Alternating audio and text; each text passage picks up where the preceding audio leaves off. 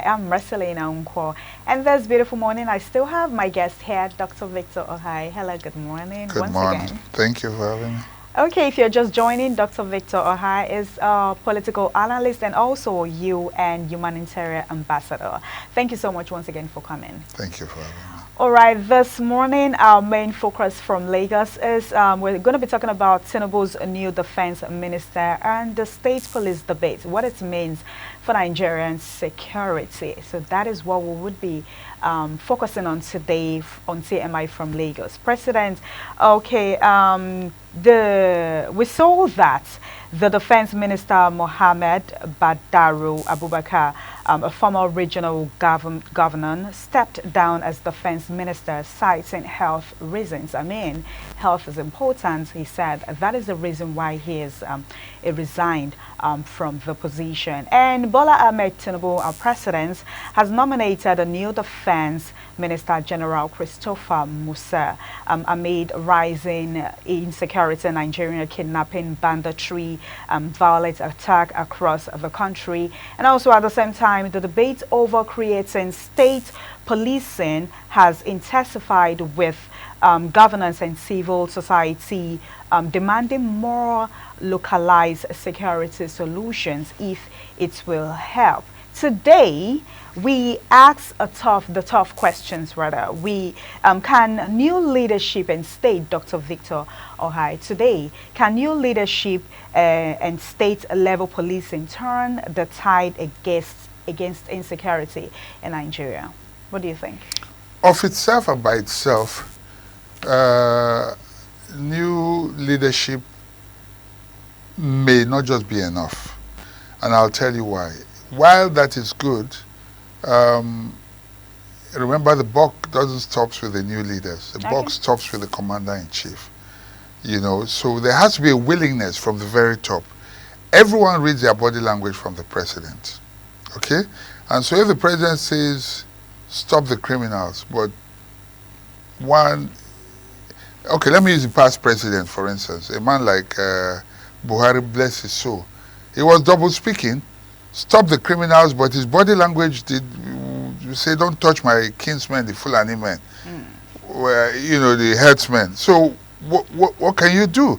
Because you know that these are the aggressors, you know, not every Fulani man, I want that clear. I'm just saying those ones, the bandits who have been attacking and sacking villages. And then, you know, you want to go and he says to you, and he looks at, you know, in Nigeria, we know how to cut eye, as they say. So, you say, go after them and you say, hey, Oga, there are people in the bushes here. This way. That's enough. You understand what I'm saying? So, if the president, and I don't think he has a choice now anyway, because there's a marching order from Trump. And it's not just about Nigeria's president. Let's not pretend. Even the presidents of the biggest nations in the world are scared of America. So let's not pretend and talk about sovereignty here.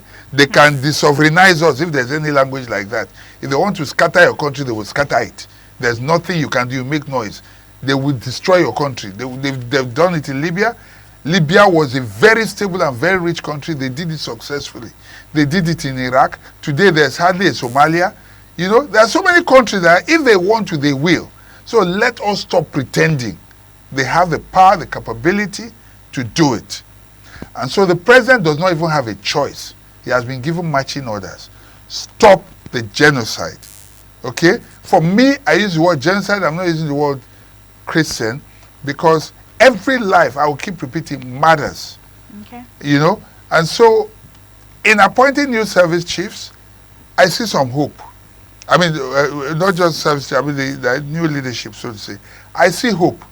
Because the two people who were manning the defense ministry before are alleged to be sympathizers with the terrorists. You know? So they are alleged to be compromised. Even their own state governors, current state governors are accusing them. You know? Are alleging that they were sponsors of bandits and all that. You know, so if that be the case, it will then be good riddance to rubbish. And I'm told that it's the Americans that insisted that they must be removed immediately. It's one down, one more to go. Okay? And I'm hoping that the Minister of State Matawale also leaves as quickly as possible. Let's have a clean slate. So we talk about new leadership in that sector. And the new leader, Okay. how he came about, fortunately, we saw in the newspaper reports today, is that the service chiefs were asked to nominate, someone for the defense ministry. And they collectively, unanimously, nominated him. Yeah. And what does that say? That was a man who was doing the job. But probably, it's like somebody's running, just you put your leg and it stumbles and falls. This probably the people who have been removed now were the ones, or the person who has been removed now. I hope the second one is removed also, and I say so without any fear of contradiction or whatever. They were the ones probably holding back his hands. And I think they may have, the reason he was removed may not have been because the president really wanted to, but they may have impressed the president to remove him because he was acting, he was doing the job. And he has every reason anyway to rout out these bandits. And you know why? Because he comes from, he is from Kaduna State, from those areas that are prone to banditry and villages that are being sacked, whole communities being sacked and wiped out.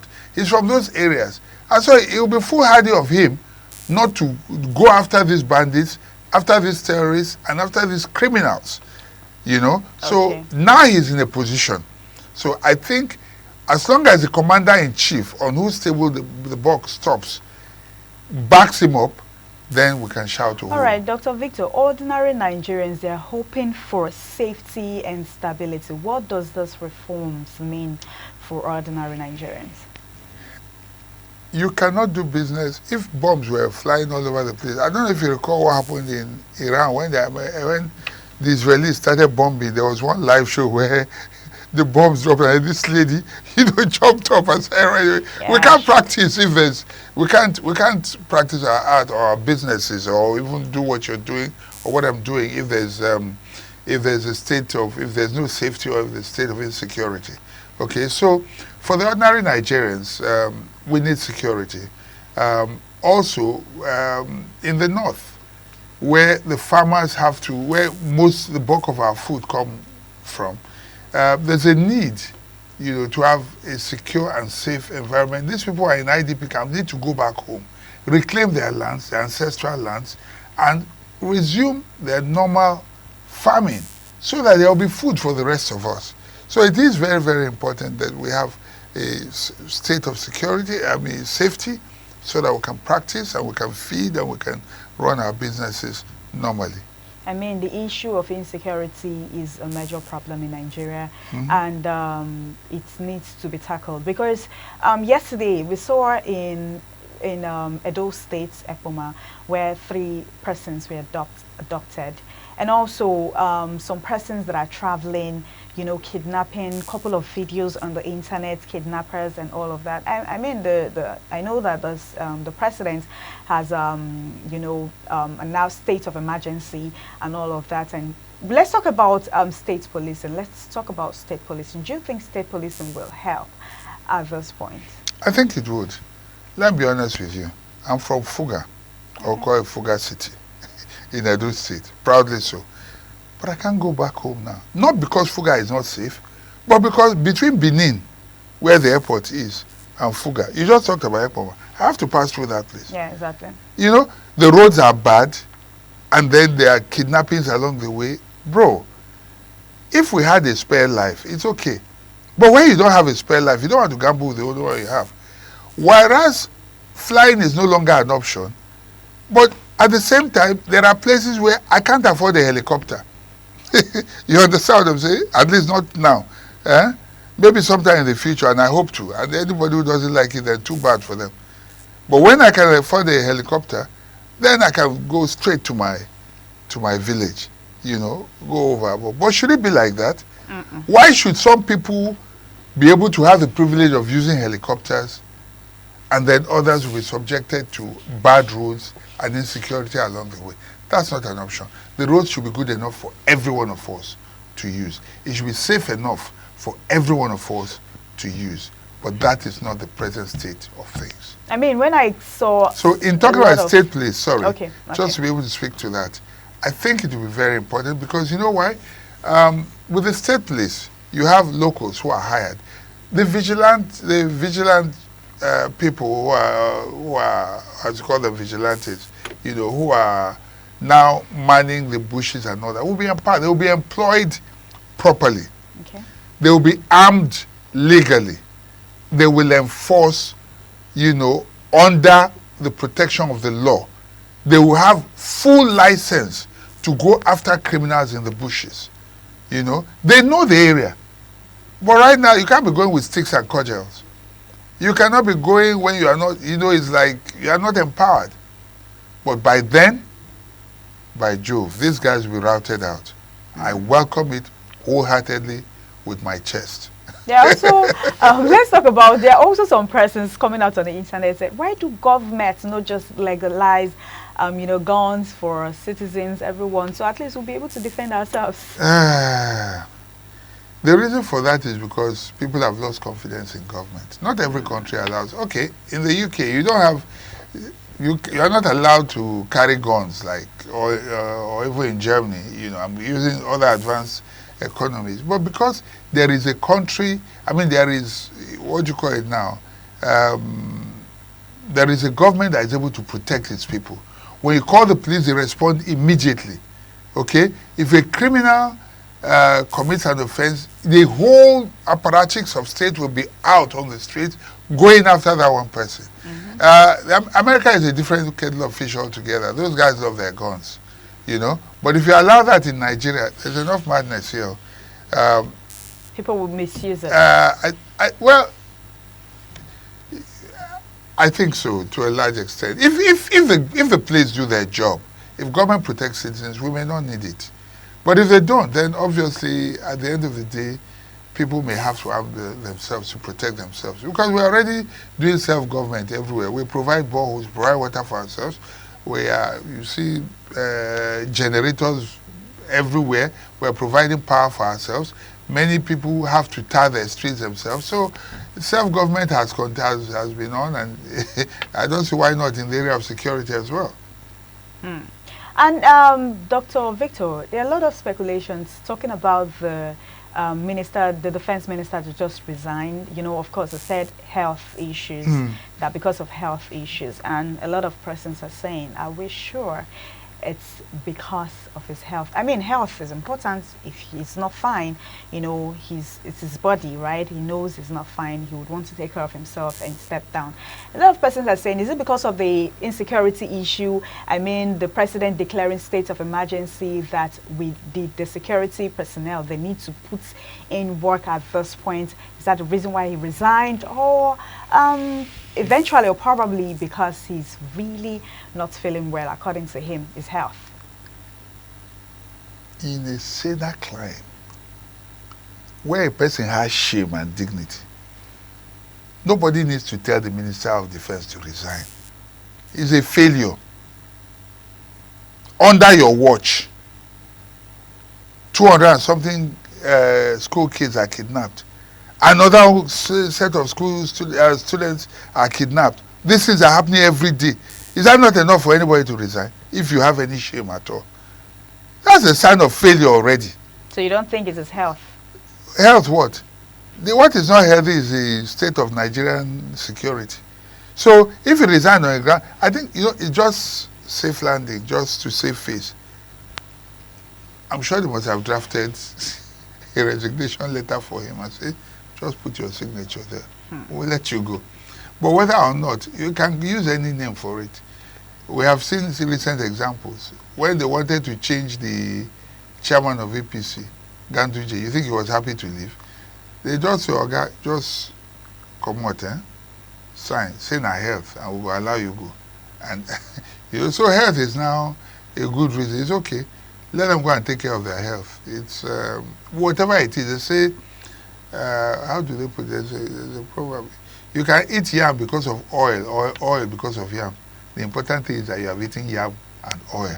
So whether you call it health or whether you call it whatever, the important thing is good riddance to bad rubbish. He should have left long before now. So you think this new defense minister that has been nominated, you think he would do better?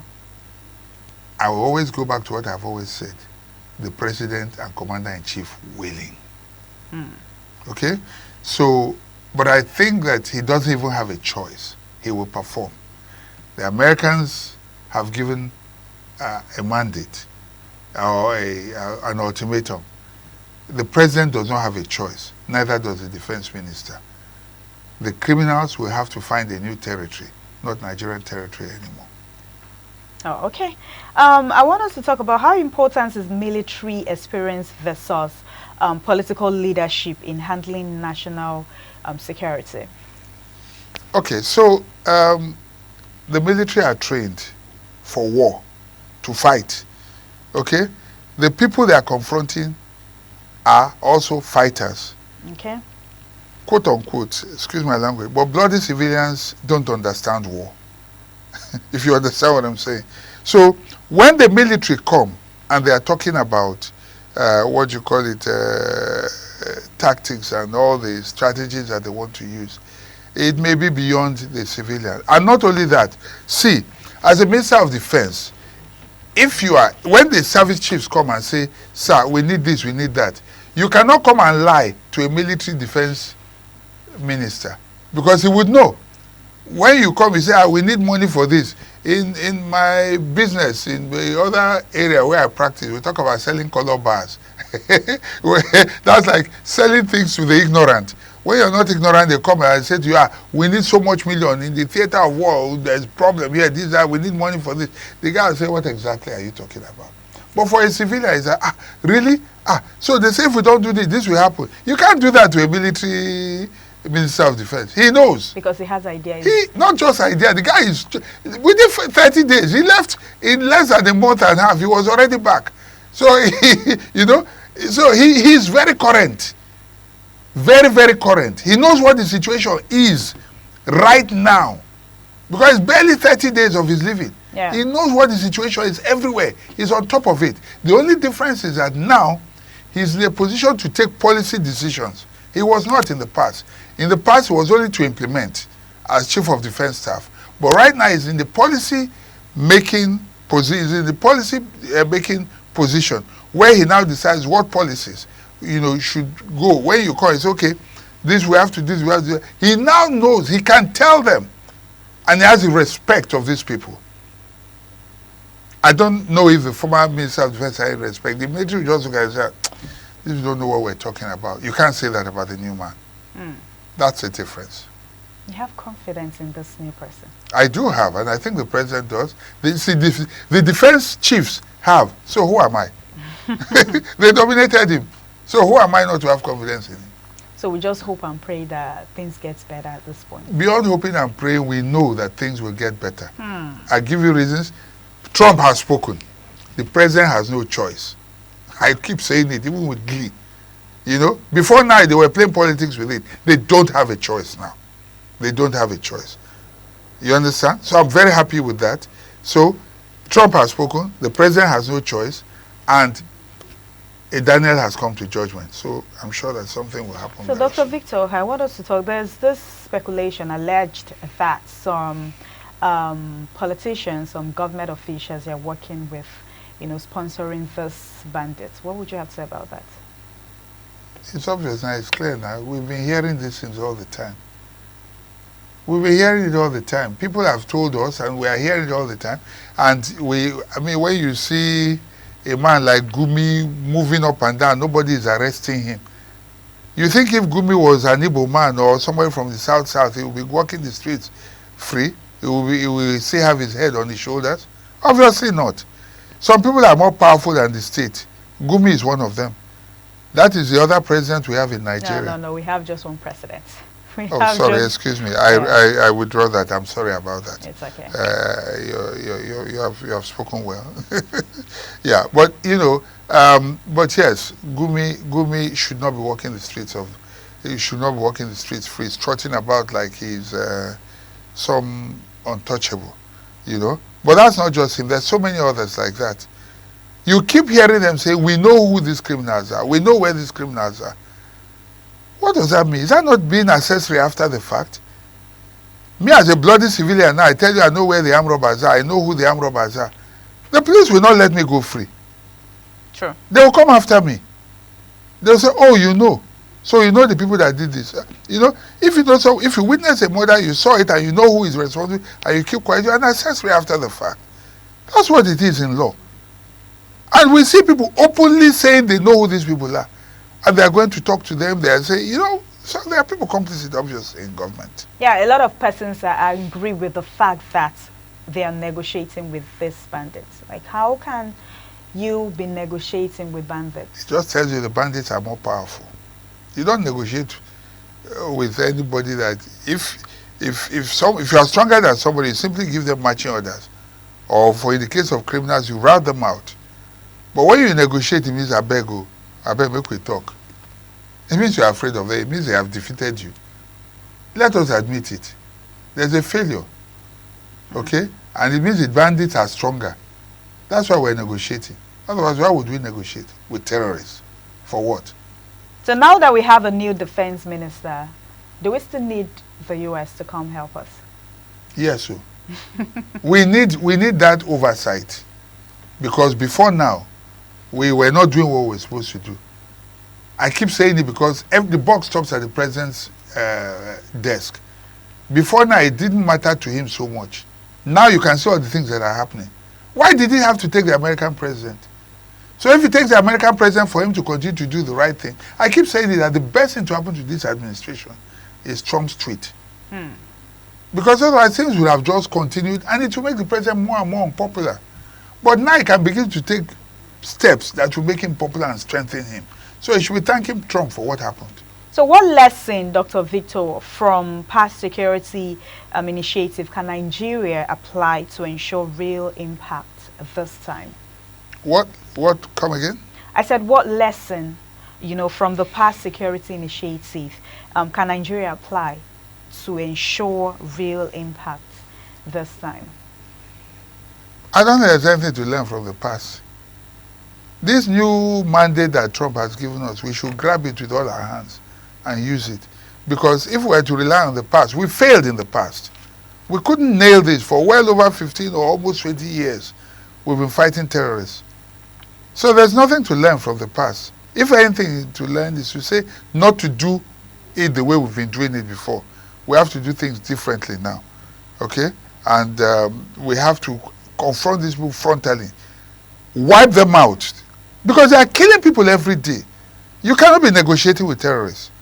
So if there's anything to be learned at all, it is to say, do not negotiate with them. Go after them to a point where they start begging. They'll be the ones to be saying, please, let's negotiate. Not for us to say we want to negotiate with them. They should be the ones begging and saying, please, let's talk peace. Let's put them in a position where they'll go on their knees and say, okay, no, please, enough. Let us, okay, we are ready to surrender. Let us make peace. Now we're the ones saying, please, we want to negotiate. Let's talk peace. Let's reverse it. We saw a statement of the former president of Nigeria, Obasanjo, where he said that insecurity did not just start now, even during his time that they've been insecurity. But he was curtailed.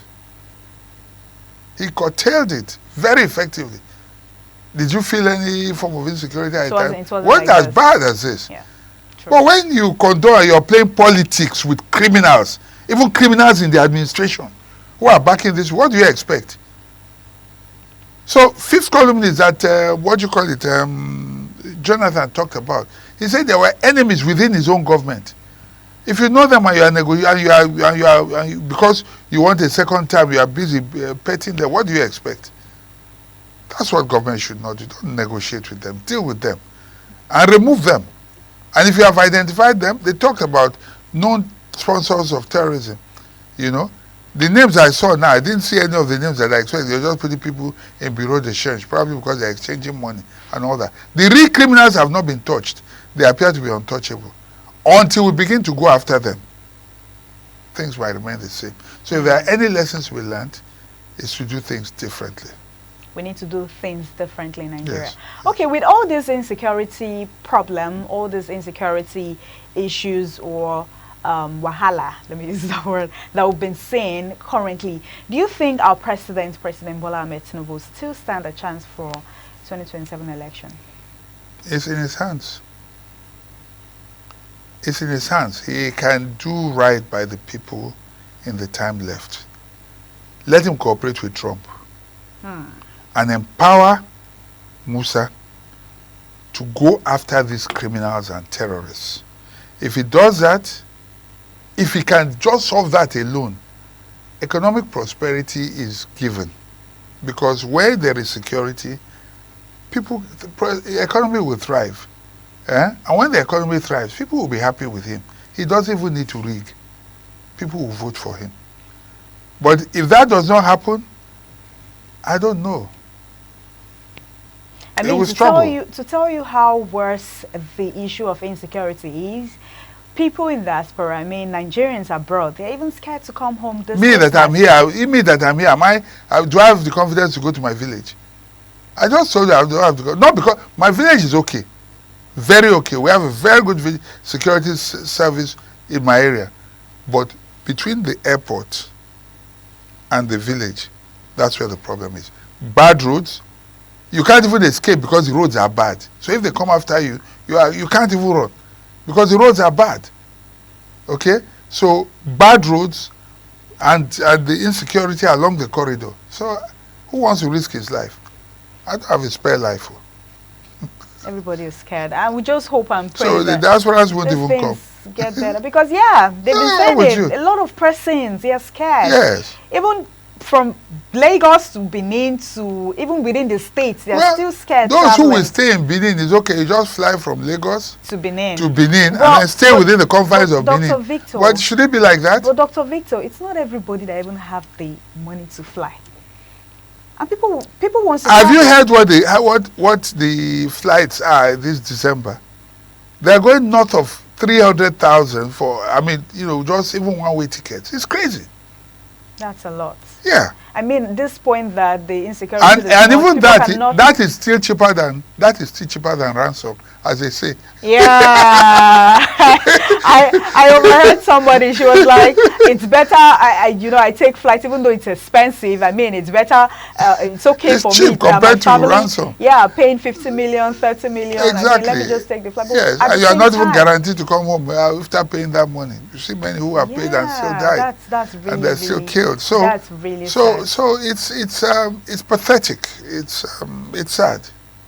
Very pathetic. That's really sad. Some persons, they're like, even though we even have the money to book flights, what about the persons that cannot book flights? I would advise at this point the Nigerians, I mean, stay where you are, don't travel, I know some persons want to travel for Christmas and all of that, but with the way the issue of insecurity is in Nigeria, it is a major problem. Just try to stay where you are. My mom called me, she was like, please don't come home. I said, I can't even come. I mean, because of work. Yes. She's scared. Everybody is scared. The people that they kidnapped in Epoma, they were actually in their house. These bandits went to meet them in the house. And the other person that escaped said when he saw them that he jumped through the back fence. That was how he escaped. And some persons, they were able to they kidnapped them in their houses. You're not even safe in your house. So the one that happened in Iowa in Benin City. I mean, people are scared. And this bandit, they don't even call small money. They kidnap somebody and they're calling 50 million, 30 million for people. Yes, most of these persons, they can't even feed. Yeah, because they're getting it. Life is worthless to them right now. They don't care. All right, thank you so much, Dr. Victor Ohai, for your time. Thank you for Thank you for helping us analyze today's topic on insecurity. And we pray and hope that the new defense minister would, do a better job to help curb insecurity in Nigeria, because it has been a major problem. And we Nigerians, what the people want, we want a lasting solution. Thank you all our viewers for joining Lagos Network Studio this beautiful morning on TMI. I am Marcelina Umkwot.